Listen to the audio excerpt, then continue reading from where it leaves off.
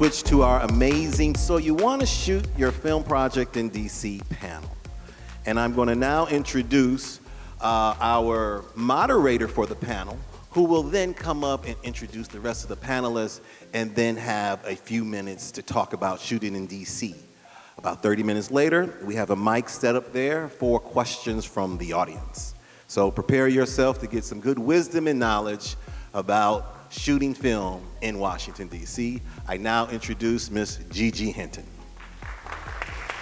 Welcome, and aren't we so blessed that the rain stopped so that we can enjoy this fantastic day with all these movies? Yeah! Yeah! So, I have a really good panel here today to discuss making movies here in DC, from soup to nuts, everything you need to know to make your film happen. Now, I'm a producer with the Office of Cable Television, Film, Music, and Entertainment, and I also host a show called Cinemagic. Has anybody seen it? Okay, that's fine. We just started the show. But I feel that what we're doing here supplements that, and that supplements what we're gonna do. Now, before we start, as he said, we're gonna have microphones for your questions, but I wanna do it twice. I want us to have a conversation here about the nuts and bolts of making a film here in DC. Then we will take your questions. Then we'll discuss a little bit more, maybe in a little different way, and bring you back to the floor for additional questions. Okay, now, as often I say on Cinemagic, and I say it all the time, filmmaking is magic. I need a teleprompter, but we ain't got no teleprompter. We never have two things that match, and that's a line from a movie. I quote movies all the time. But films are very important. They tell stories about everything we do. So let me bring up my panel to help us get started with this. Panel, please. Vicki Johnson. She is the film project manager, lead permit manager, with the Office of Cable Television. Yeah.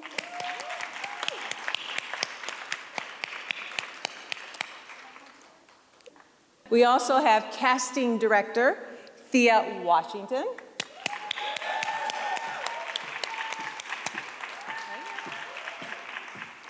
Reginald Greer is here. He is a location manager and producer from the DMV. Reggie.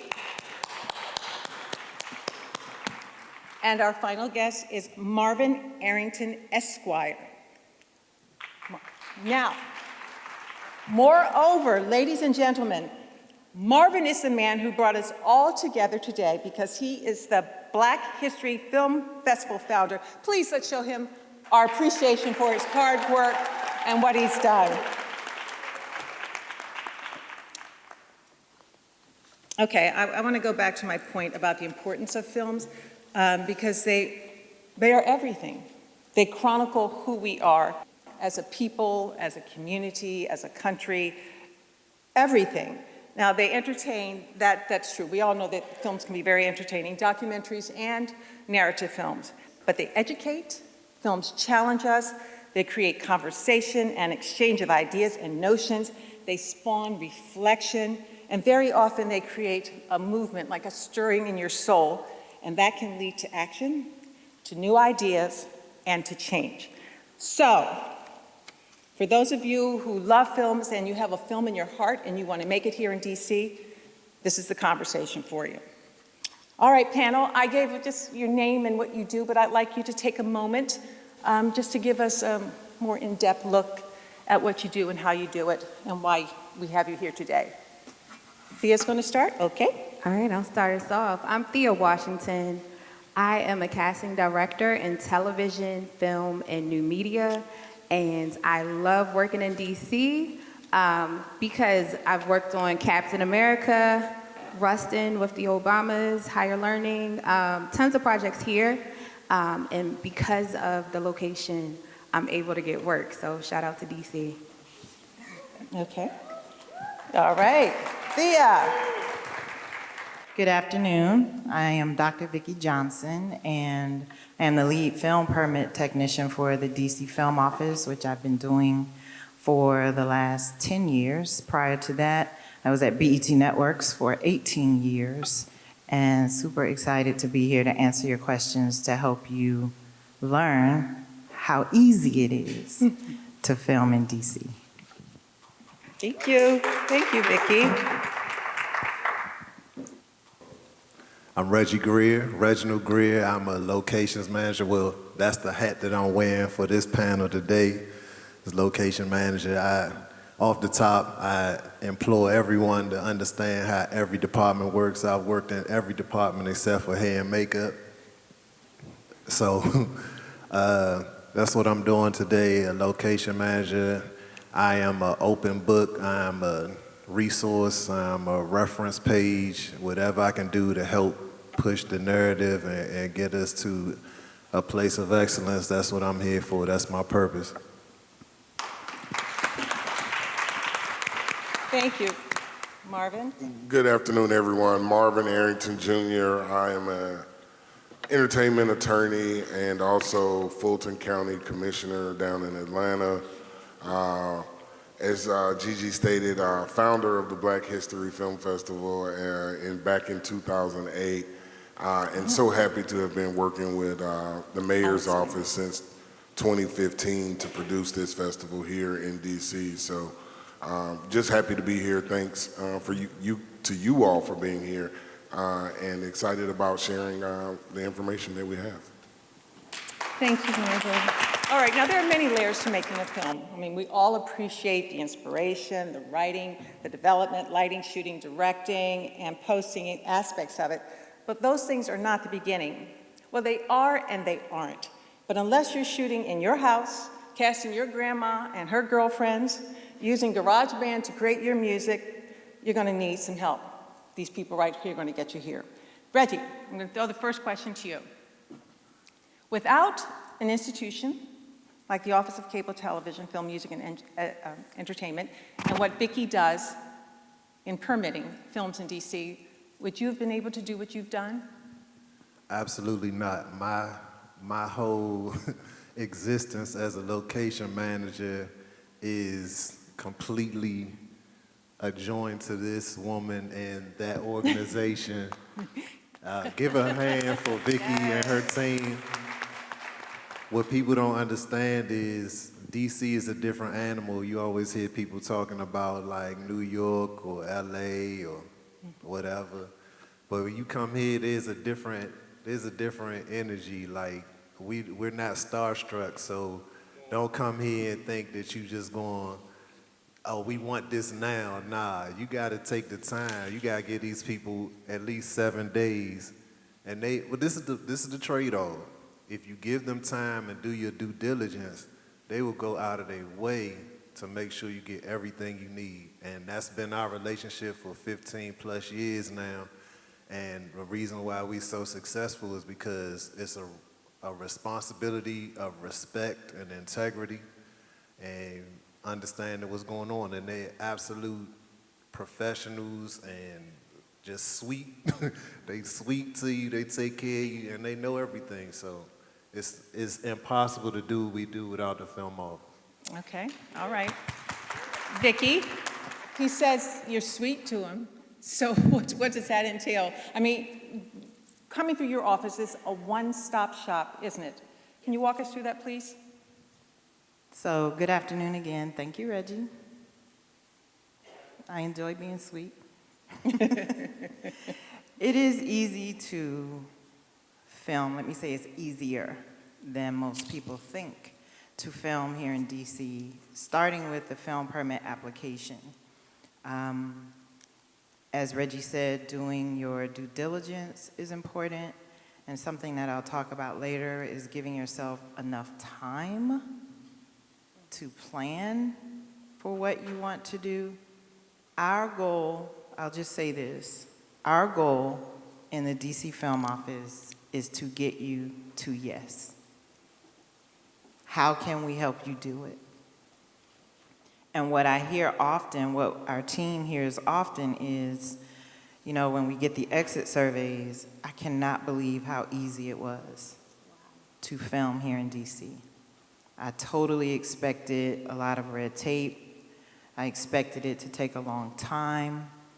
I expected not to get the support and assistance, not just of the DC Film Office, but of the other DC agencies that we work with on a daily basis to help you accomplish your vision as a filmmaker.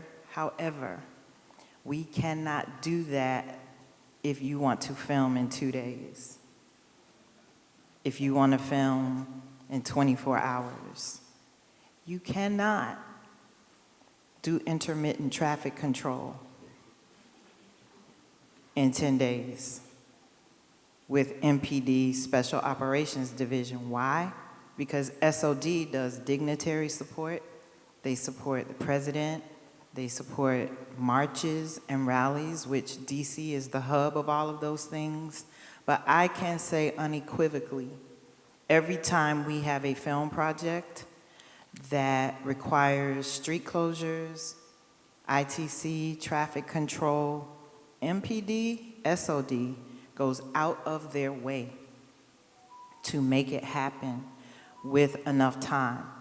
It's not can you do it, it's how can we do it with the right timing in advance and the proper support. If you don't know what it is you want to do, we also have resources. My colleagues, we have been very intentional about building relationships across the board, and I'll close with that. This industry, while it is large, it is very small in terms of relationships. So I want to plant the seed today. Don't burn bridges. Don't burn bridges. And don't be so transactional. Get to know the people that will help you accomplish the vision that you want to manifest on the screen, on the small screen, online. I worked at BET for 18 years. I've been in the entertainment industry on some level for 45 years. 45 years. And the colleagues that I had when I first started my career are in the C-suite now. So they'll take my call. So build true, authentic relationships with those who are a part of this whole community, I'll call it, no matter what. Because the person you look down your nose at today may be the person who has the pen to sign off on what you need 5, 10 years from now to make that big vision come to pass. So I just want to plant relationships are imperative. We have great relationships with the other DC government agencies that make filming here possible. And some of the projects that Thea mentioned, I did the permits for those. And that can be hundreds, if not thousands, of emergency no parking signs. That's why you need time, because we don't go out and hang up the signs. Your production has to do that. And if it's a commercial project, you have 24 advance hours to do that. If you want to film in a residential area, you need to have your no parking signs up and verified 72 hours in advance. 72 hours in advance, which is why you can't come to us when your film date, start date, is in 3 days. So that's what I want to just kind of start stirring the pot with. Relationships and advance time and planning is critical. And if you give us that, we are committed to helping you manifest what your vision is. Thank you. Okay, we'll circle back. Thea, what does a casting director do? It seems that you just find the right people for the right role, but it's a little bit deeper than that. I mean, it involves money and saving money. It has to be done a certain way to be done right, yes? Absolutely. So, first of all, per project, it's very different. So what a film requires of me, whether it's union or non-union, that's totally different than what a commercial would require.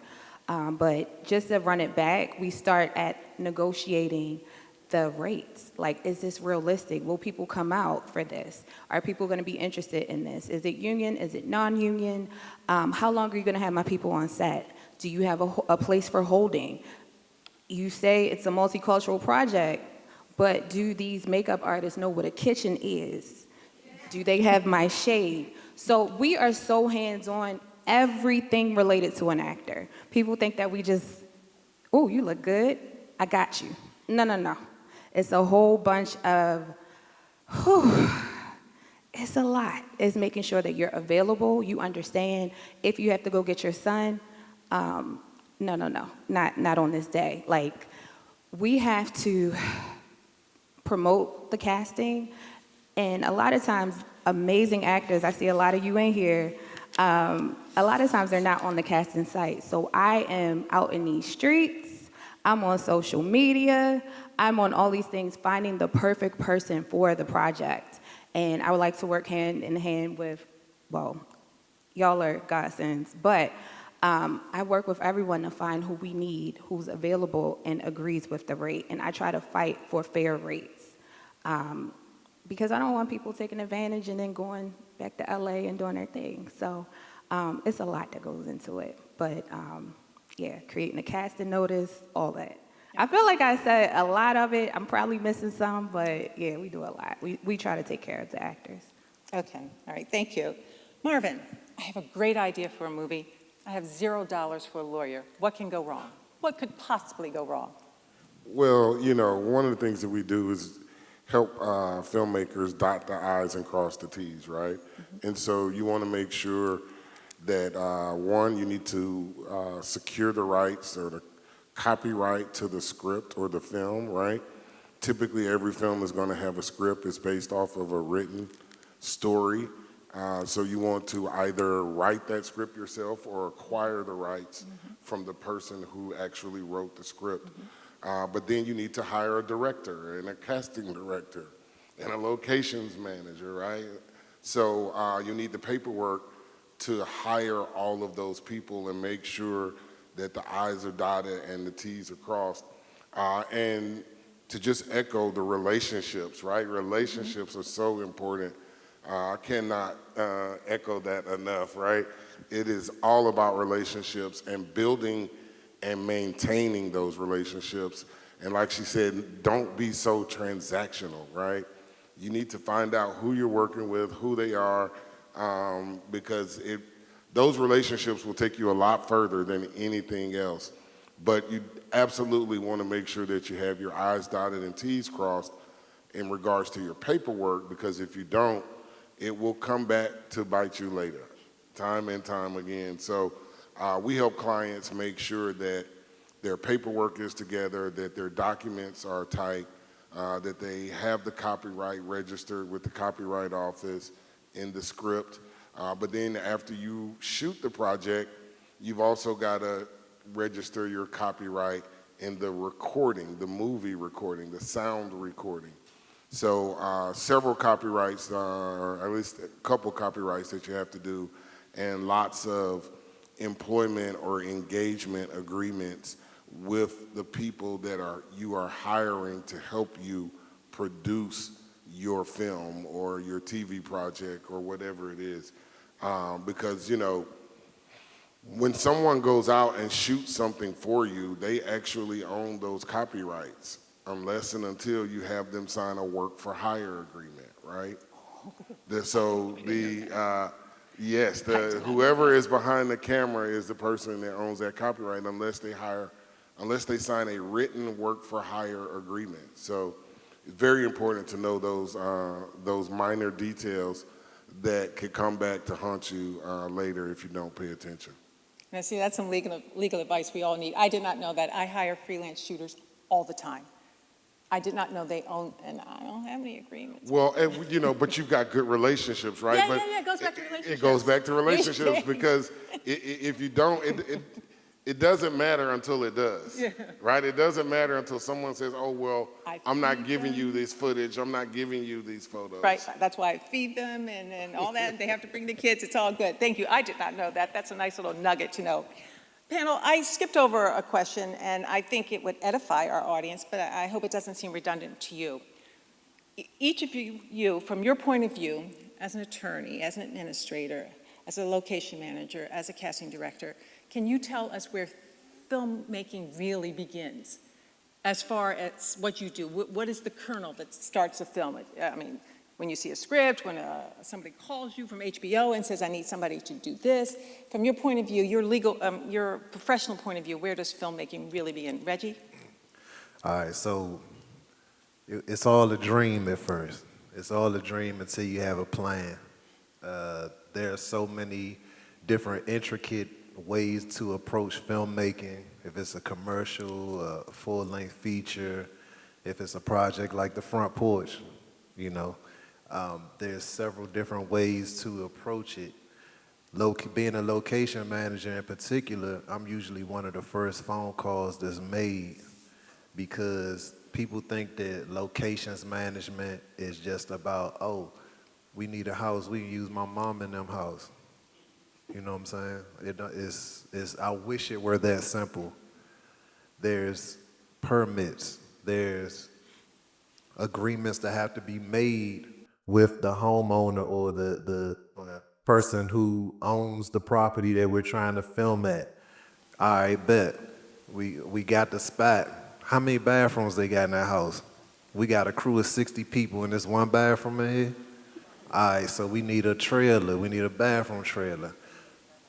Need a permit for that. I bet. The house was built in the 1920s. You need a generator. You need a permit for that. Oh, and real quick, let me circle back. When I said Vicky is sweet to me, because it's a lot of things that we don't know. Like, be humble when you're going into situations because sometimes, you know, you might miss something that could cost you a whole lot. Filmmaking isn't just you on the sea-doo skipping through the waves. You really are maneuvering a cruise ship with millions of dollars, hundreds of thousands of dollars, whoever dollars, it ain't your dollars 9 times out of 10. So proper planning goes a long way. Reggie, yeah. somebody couldn't come to you on Monday and say, hey, we want to shoot tomorrow, help us out. And I know you said I believe in pre-production. I don't think, pre-production is everything. But the idea that somebody can make a movie and shoot it in 2 days, because that's possible because my show Cinemagic talks about people shooting movies in 2 days. It's still, there's just so many little things that a location manager you would think you wouldn't have to worry about. You were worrying about trailers and bathrooms and things of that sort. Logistics. Okay, logistics, there you go. Logistics. All right. The thing that I would say is when you're going into filmmaking, you're thinking of what's coming up, what's going on, and what happens after the fact. So, Okay. you know, like for instance, let's keep it in locations. All right, I'm in somebody's house. We want to use this house again if we need to, right? So that means what? Take care of these people's house. You know what I mean? And they would need insurance for that, I would imagine, Marvin? Insurance, you need a certificate of insurance. You can't get a permit without the certificate of insurance. Vicky's nodding her head. Absolutely. Yeah. I just want to talk about the certificate of insurance. It is critical that you do things properly, as I'm sure my co-panelist will address. Get the certificate of insurance because anything at any time can go wrong. For example, get a permit. It's critical because anything at any time can go wrong. Student permits are free. You just need to have the permit. We had a student project, film project, and I don't know what it is about student filming. They all want to have a shootout, a fight in the street at 11 o'clock at night. It's their reality. Right. Sure, to some extent. So, listen, you cannot use mock weapons without MPD being on site, without MPD approving in advance the mock weapons. You cannot use mock uniforms or mock police cars without MPD being on site. We don't send you to them for them to tell you no. We send you to them so that you can do it properly. Why is that important?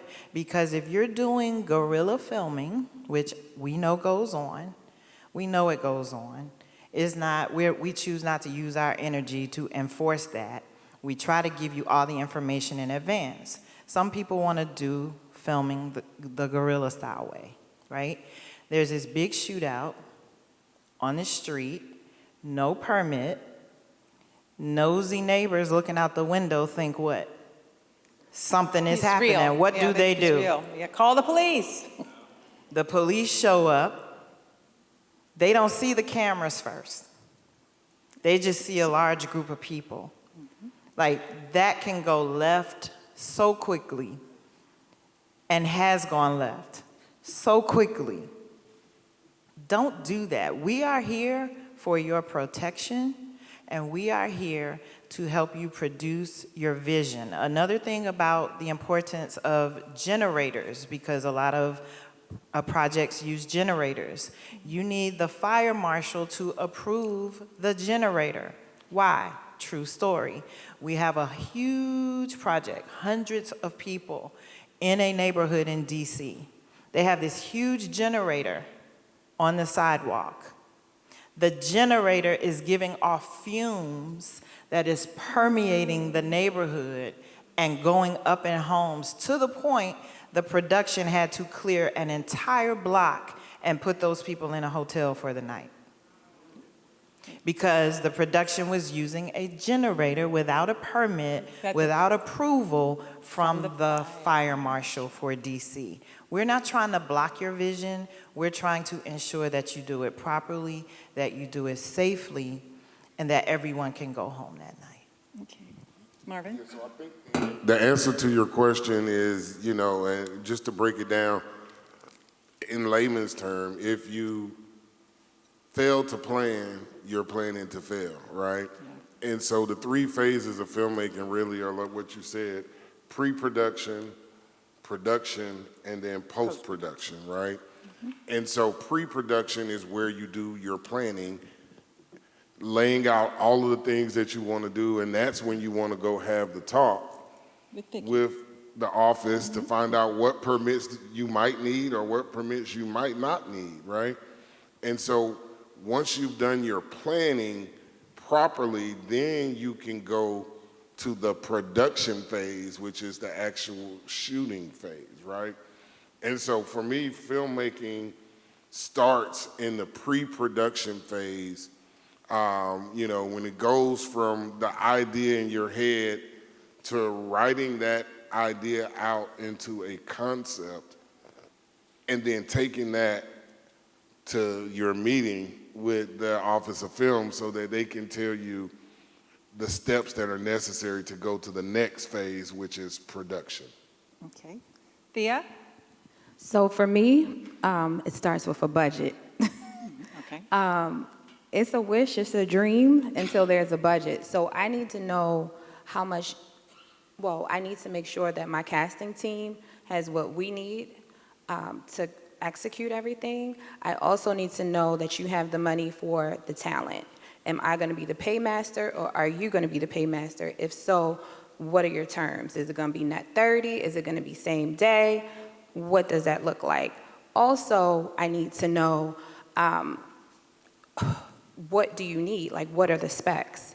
And I need enough time pre-production to get everything set up. I need to know the usage, because $1,000 might seem amazing, but if it's in perpetuity, I'm like, nah, let's do, a couple years of a buyout. Let's do certain things to make it fair for everyone. I'm not here to stick it to the production. I'm on the production side, but I'm also an advocate for actors.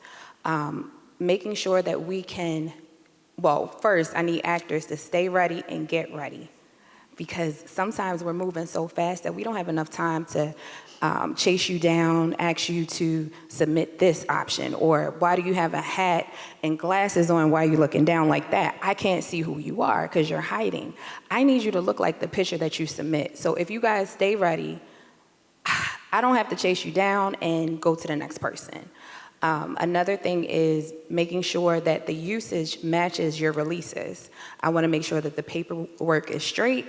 And then we're promoting it, we're pumping it out. We're telling everybody, their mama, their cousin, everything about it, because sometimes the best talent is not on the castingnetworks.com or the different casting sites. Hey, y'all.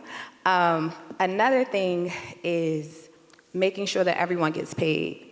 Because DC is prime real estate as far as the mall on Washington, The White House, shout out to the White House, the Mall in Washington, and all of the locations for getting me jobs, because people will film the bulk, like Marvel had a hub in Atlanta, but they'll come up here for their DC scenes. So I'm able to get, not just me, but all of us work.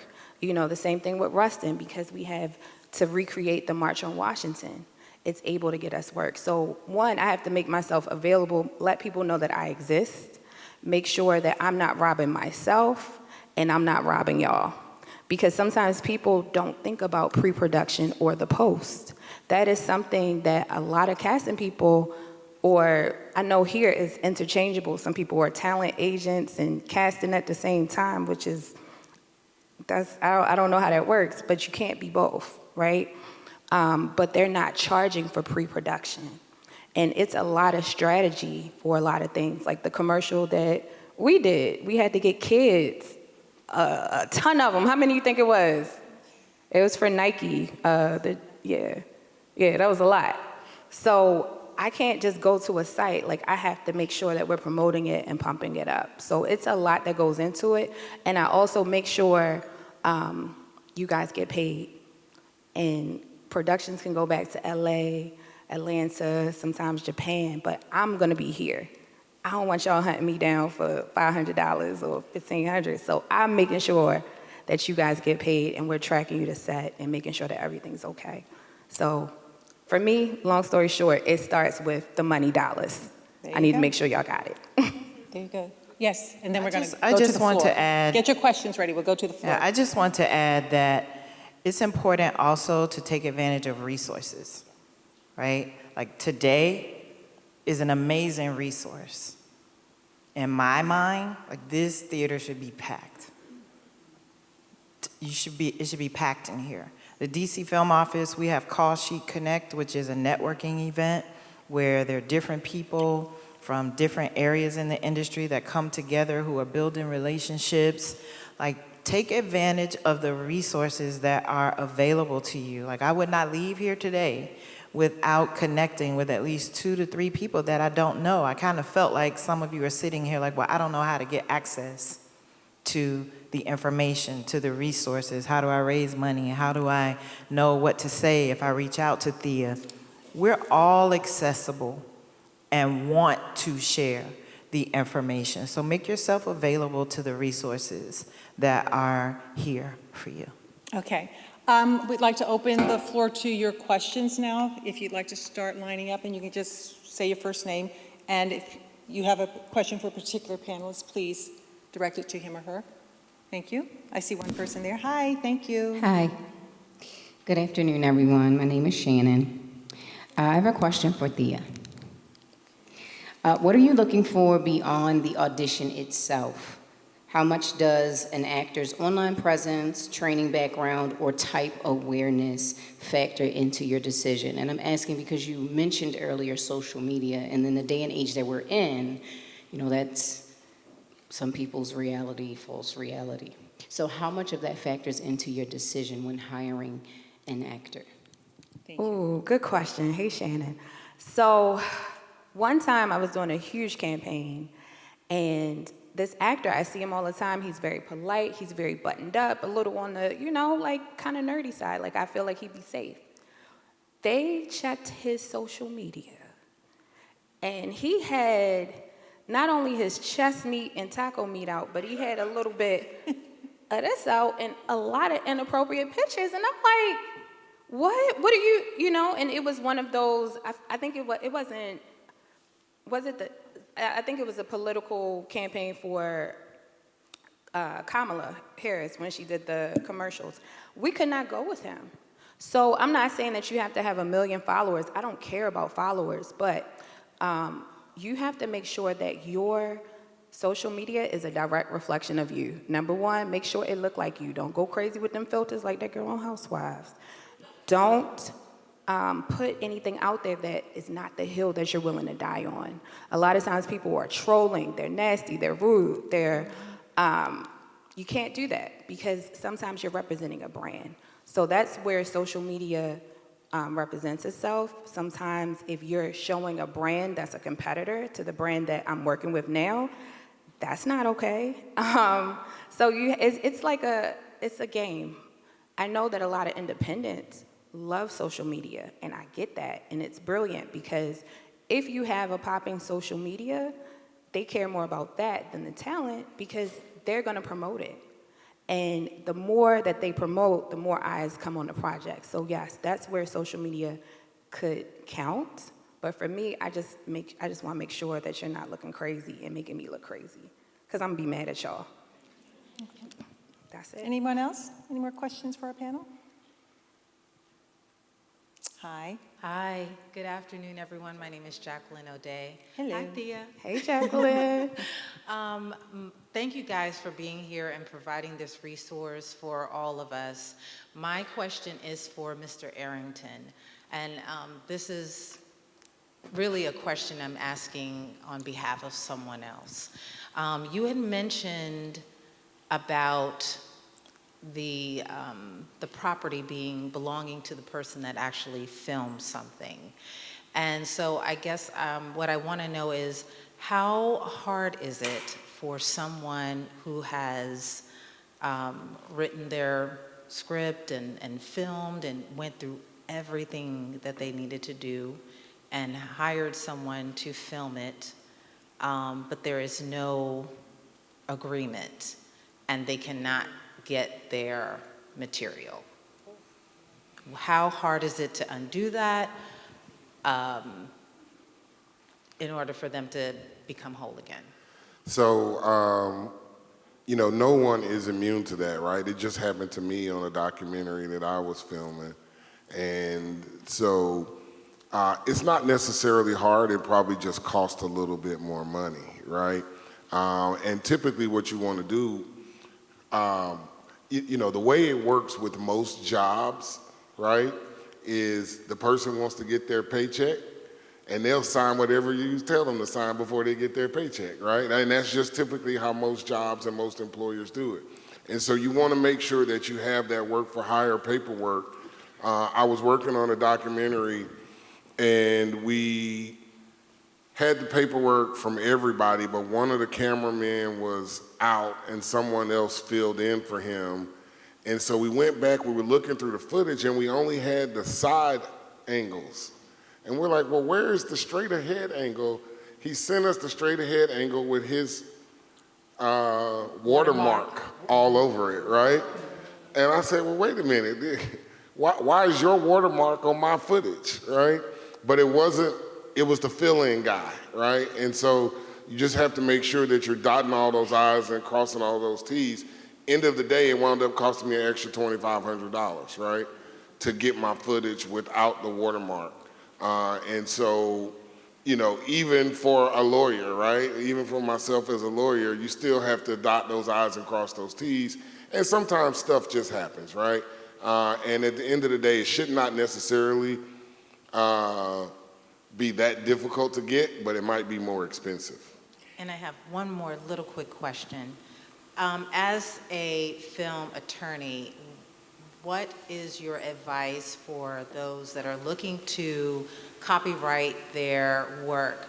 Do you work hand in hand with the artist, or do you say, no, you need to go to the copyright office first and then come to me? How much of the process of copyrighting the work starts with you, or do they start elsewhere and then come to you? So we assist in the copyright process, right? So there are different types of copyrights, right? There's the copyright PA, there's the copyright SR. PA is performing artist, SR is sound recording. So you want to make sure that you're filling out the right form. So we work with our clients to make sure that they're filling out the right form. There really is no such thing as the poor man's copyright. I know everybody's heard about the poor man's copyright. Take it and mail it to yourself. Copyright application is only $30, $45 anyway. So it's already set up for everyone to have access to it, right? And you can register multiple titles on one application, right? So let's just say you've got 10 short films, you can register all 10 short films on one copyright application. So there are multiple ways to get it done and to make sure that it's cost efficient. But yes, you do want to make sure that you're, again, dotting those I's and crossing those T's on the copyright paperwork. Thank you so much. Thank you. Good afternoon. My name is Harvey Fitz. Welcome. My question, I guess, is for the panel, whoever wants to tackle this. In terms of, I guess we could say, the most challenging productions, contracts, permits, locations, booking situations that you've had, what commanded the most professional growth out of you, and how do you apply that going forward? All right. So for me, the most challenging production that I've worked on was one that there was zero connection. Like, you know, like with the crew, there was no respect for the location. Like, you get these film companies that come in from wherever, and they just want to do whatever they want to do and then go back home. We, as a community, have to command that respect and keep that integrity in place, that all the permits are done, that we show respect for one another so that when people come here, they're not gonna play with us like that. So, you know, these are my comrades. Not only are these my sisters, but if somebody come to them like, nah, you gotta come correct, or don't go barking at Vicky in the film office, make sure you come correct. Because Vicky's sweet. She's sweet. She's sweet, right? Because she's sweet. But you don't want to see that other side. She's not playing either. So I say this, man, like, set expectations, because people come in to try to tell you what to do in your background, in your backyard, and you gotta set them straight sometimes. And that's what, like, we had one we did in Richmond, and I had a crew of guys working with me, and a lot of them, it was their first time working on a major film. And I had these guys coming from New York, and they trying to, like, what's it when they trying to haze them, like, go get this, move this all over there, and then move it over here. And I'm like, yeah, nah, we ain't even gonna ride. We almost started a ride in Richmond. Because you just gotta set a standard of respect and make sure you stay there first. Because the money gonna come, but just make sure it's with integrity and respect going through the whole process. Thank you. Thank you. Thank you. Hi. Who's that little person? Yeah, I got a big voice, so thank God I do. Yes, thank you. Yeah. Because I run into this dilemma all the time. The mics are taller than me.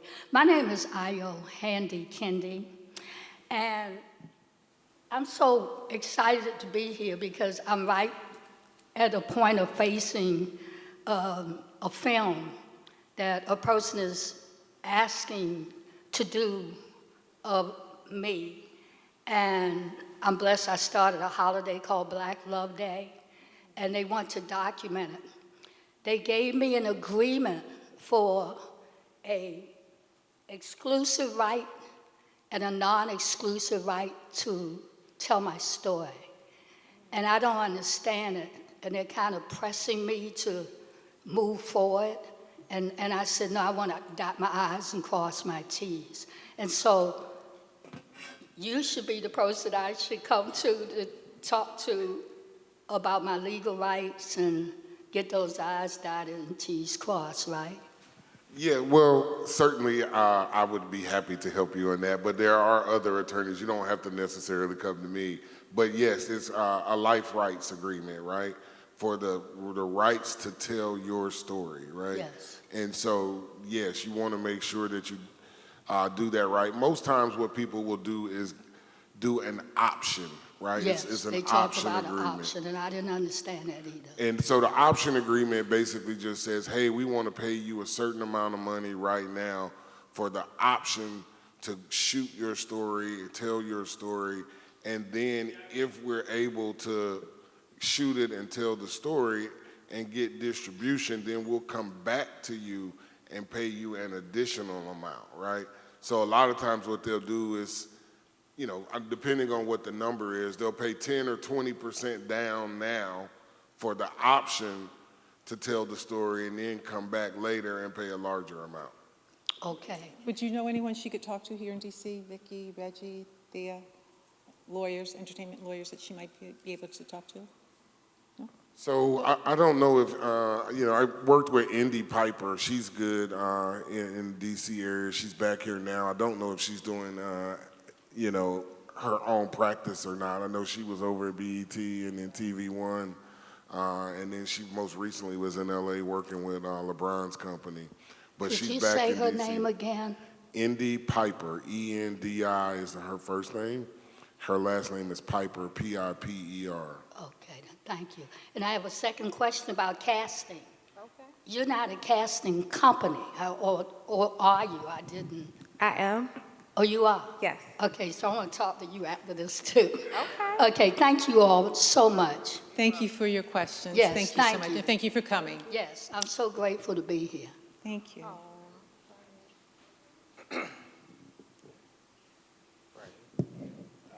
Hi. So my name is Jason. I'm actually not from DC. I just found this on Eventbrite, which I find most of this stuff. I'm actually from Delaware. I did modeling for a little bit. I graduated with my studio art degree from Dell State. And I like all aspects of film. The thing I'm having a problem with is we have so much information out there, you don't know where to start. So I know it's a very generic question, but how do you get started? And with the whole networking thing, I have my own business, so networking is not a problem for me. It's just, I have all these ideas. I have a job where literally it doesn't take much thinking. So I'm always thinking about different stuff, all different ideas. So what do you do to get started? Write it down, brother. Write it down. That's the first thing. It's a, I hate to say the word magic, but there's an energy in just seeing your plans written out, because this is what happens when you write it down. You say, all right, location. I need a location. What does my location look like?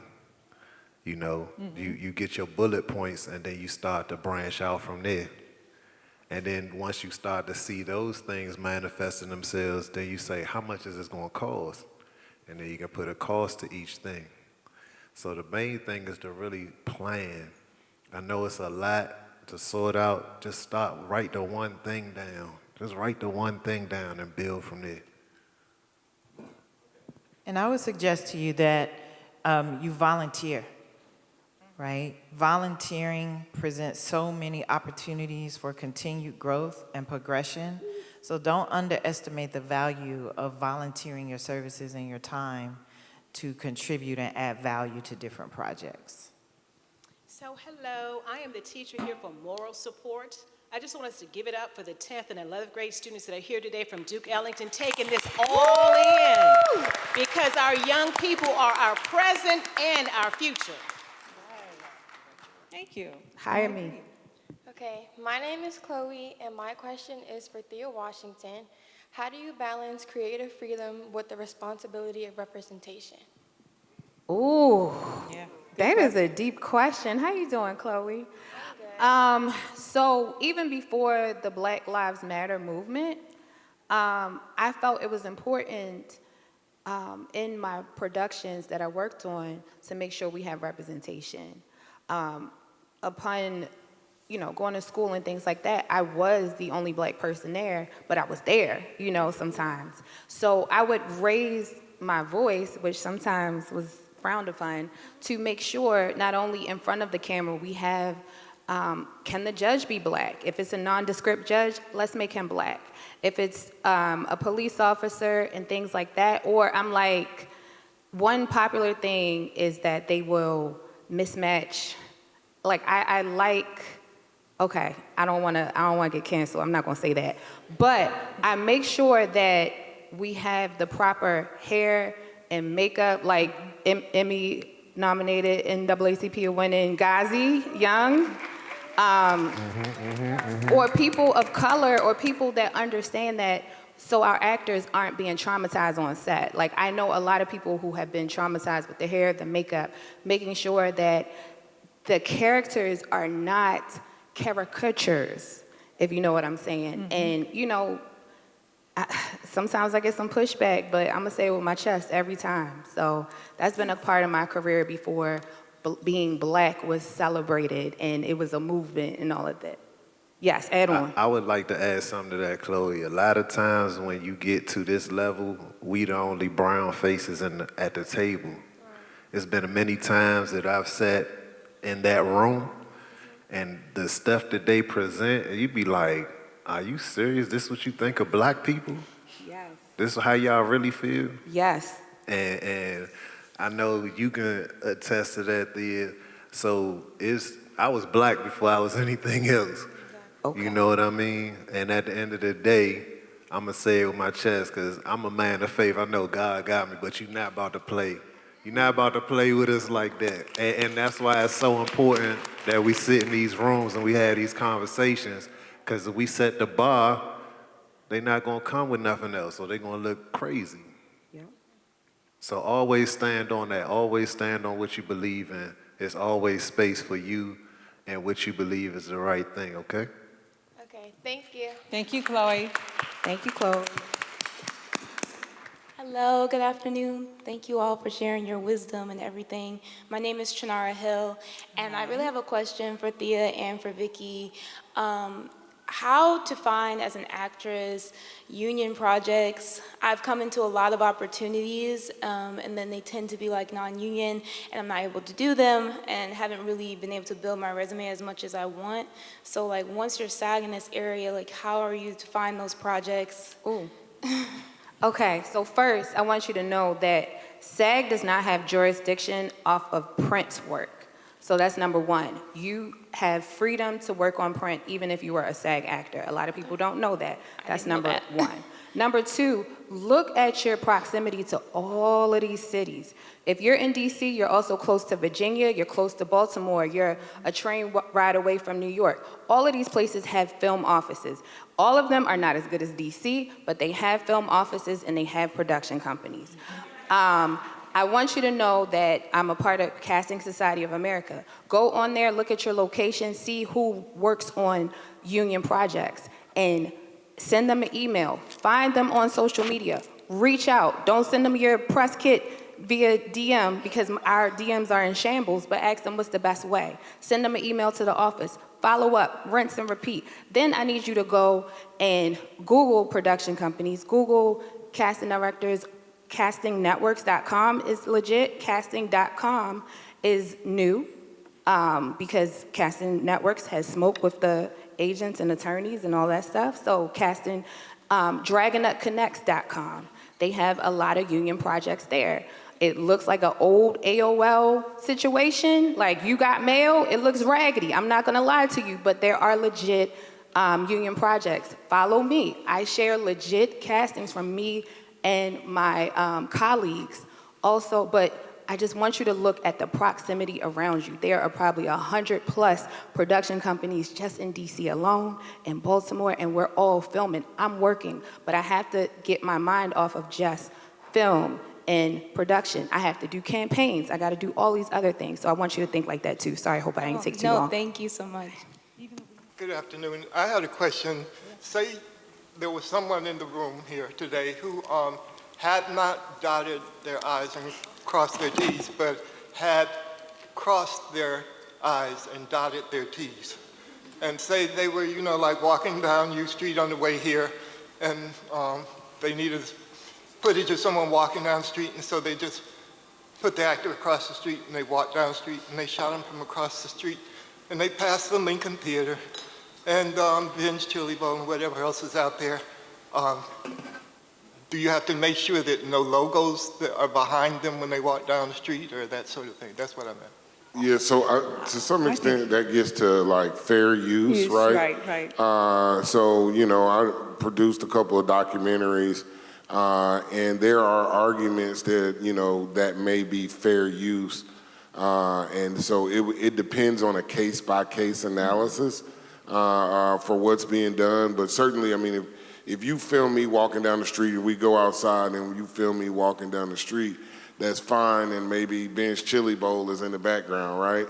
But maybe there's someone's art in the background that may have to be cleared or that you may need to get a license for in order to use.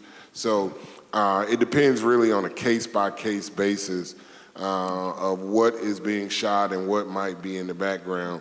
And you have to submit, your film log to, answer those questions, and they have to be examined. Each item has to be examined.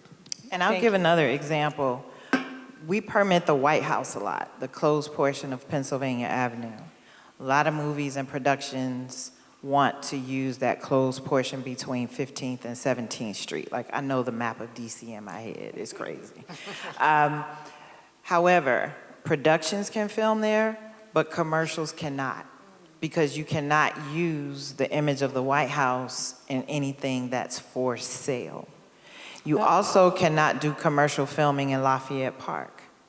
You can only film in the street, not on the sidewalk, and your permit is subject to Secret Service movement at any time.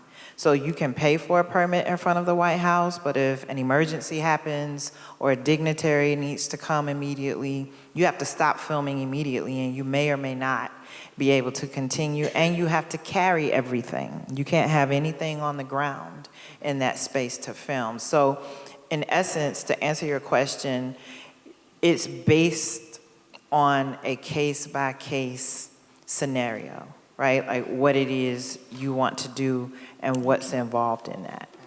All right, thank you. You're welcome, Thank you sir. so much. And I know we're at time, but say somebody in here was crazy and had filmed in a park that was recognizable and had used a gun, and it was after the fact. Is there any way to resolve that? You just have to try to contact the person. I mean, typically, if you're shooting the general public, you can put up a notice that says, hey, we're filming, you're subject to being filmed. But that doesn't apply particularly for celebrities, right? And we'll be around to answer more questions after this session. The panel will be around and they can take those questions in the lobby. Thank you so much. And look, they're telling us we have to leave, but I'm saying we're not leaving unless Sandman Sims comes and makes us get off the stage. So Sandman. But before, do I have time to give out the social media? Would you guys like to throw out your Insta or something like that? Anybody? My social media is All Things Vicky, V-I-K-K-I, All Things Vicky. Thea Washington Casting on all platforms. My social media is Marvin Arrington Jr., but I just got one little thing to say. It is so important that we tell our stories. Does anybody know the difference between the hero and the villain in any story ever told? Who tells it? Who tells the story? Who tells the story? Exactly. The author of the story. Right. And so we will always be the villains if we're not telling the stories, right? Make those movies, so people. Please make us the heroes, tell more stories, get your phone out and record and tell our stories. Tell stories. All right, follow the film office at DC Film Office to stay in touch. Thank you so much for coming. We really appreciate your being here. We appreciate your attention, your questions, your interest. You make it happen for us too. Thank you.